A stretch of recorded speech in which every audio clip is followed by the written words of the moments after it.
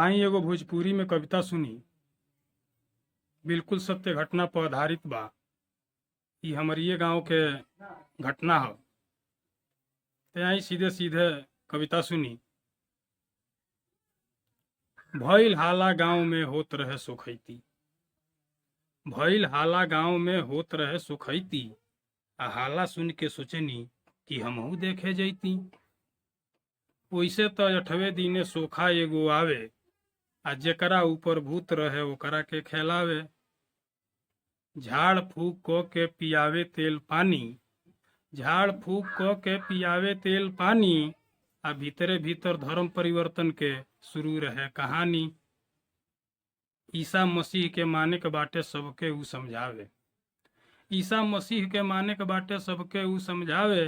आ सगरो दुख दूर हो जाई मजमा खूबे लगावे। गठिया बाई खजवट दिनाई टोना चाहे भूता। गठिया बाई खजवट दिनाई टोना चाहे भूता। आ सब बीमारी ठीक करे के ले रहे ठीका। दूर दूर से लोग आवे भीड़ जुटे बरियार।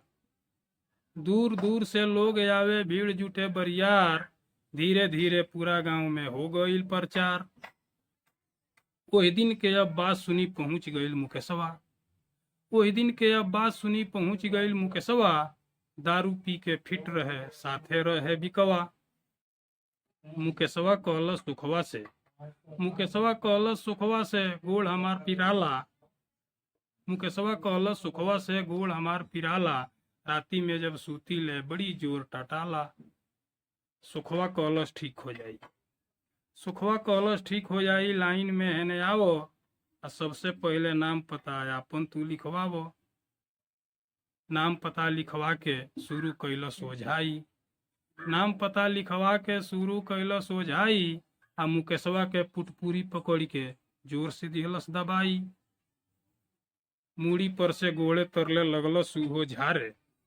मूड़ी पर से गोड़े तरले लगलस उहो झारे। आ खीस बरल मुकेशवा के लगलस पटक के मारे। हाँ हाँ सभे करते बाटे देही उनकर घुला दिहलस।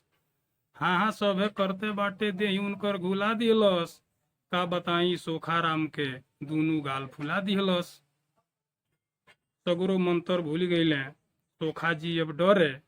सगरो मंत्र भूल गईले सोखा जी अब डरे। अहू किया के मुकेशवा चल दिहलस अब घरे। थाना पुलिस सब भइल और भइल पंचायत। थाना पुलिस सब भइल और भइल पंचायत। जीमा बचल मुकेशऊ के नीमन रहे साइत। तहिए से अब सोखा भाई फिर नहीं उपरैले। तहिए से अब सोखा भाई फिर नहीं उपरैले। झाड़ फूक बंद हो गईल जहिया से हूँ कैले। झाड़ फूक बंद हो गईल जहिया से हूँ कैले। झाड़ फूक बंद हो गईल जहिया से हूँ कैले।